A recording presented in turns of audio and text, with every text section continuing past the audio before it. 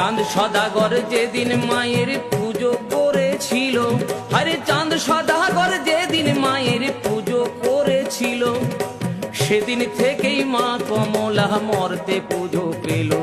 মনসা পুজো, মনসা পুজো, মর্তে শুরু হলো মা মনসা পুজো।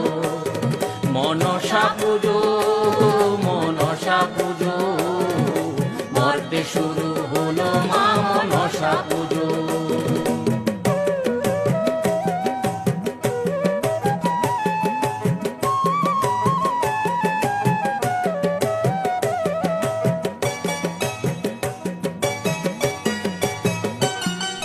চাঁদ সদাগর মা মনসাই ঘৃণা করেছিল, চ্যাং মুড়ি কান্হি বলে তারে গালি দিল।